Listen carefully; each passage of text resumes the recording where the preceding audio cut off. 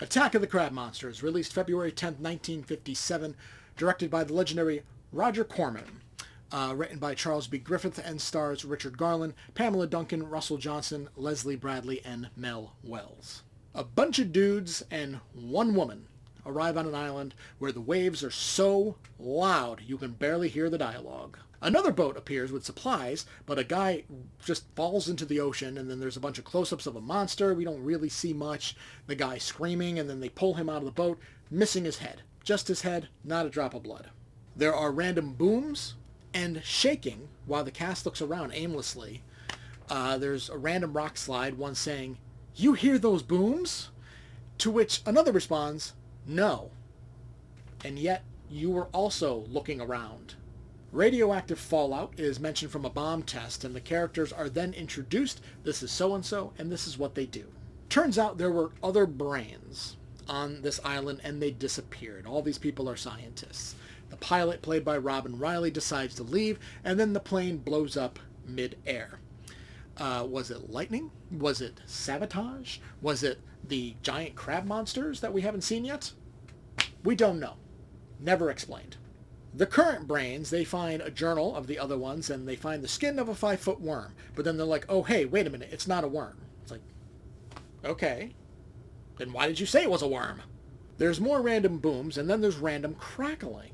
And it's apparently coming from a bunch of branches on a fence that it's really so ridiculously loud they can hear it from inside the house. There's some scuba diving, there's a lot of fish, there's a shipwreck, there's literally nothing exciting.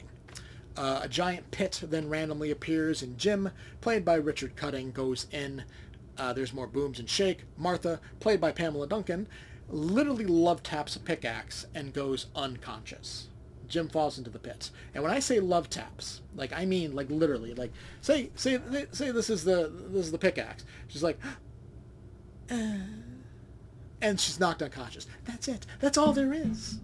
Martha's back at the house with Dale, played by Richard Garland, and he's her husband, boyfriend. We don't know. We have no idea. They're clearly a thing, but we're never told what was going on. But anyway, a giant crab monster has somehow made it into the house and is just hanging out in one of the rooms. And then the lights go out. Martha goes, "It's dark." No shit, Martha. We find out that there's apparently caves that connect to this pit. First time we're hearing of it. And one says, "Are you hiding something from us? A theory?" To which Jules, played by Mel Wells, says, "Maybe." Wouldn't you know if you had a theory? Wouldn't you know if you were hiding said theory from people?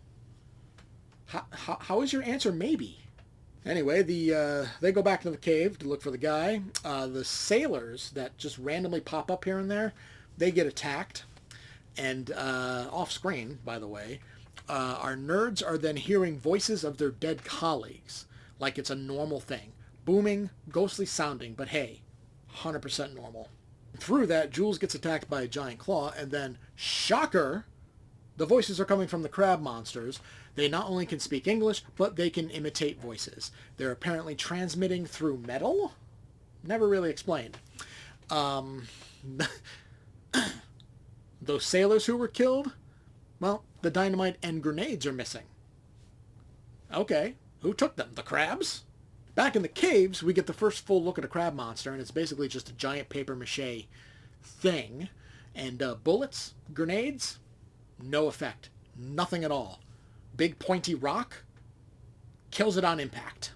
But wait, electricity turns them to ash for some reason.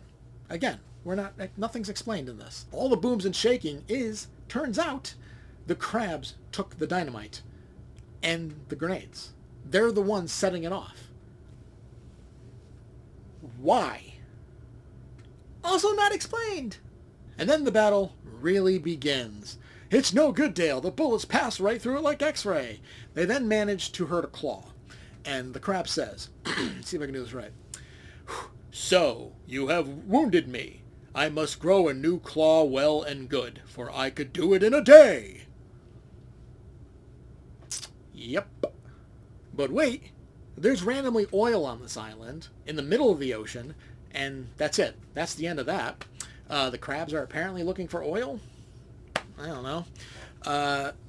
At one point, one guy is getting his head and neck squeezed by a claw, and another goes, he knows what he's doing, and then he runs off. Yeah, he knows what he's doing by being choked. And then the big finale, they knock over a radio tower, electrocuting the crab, and that's it. It's off screen, so we don't even see it.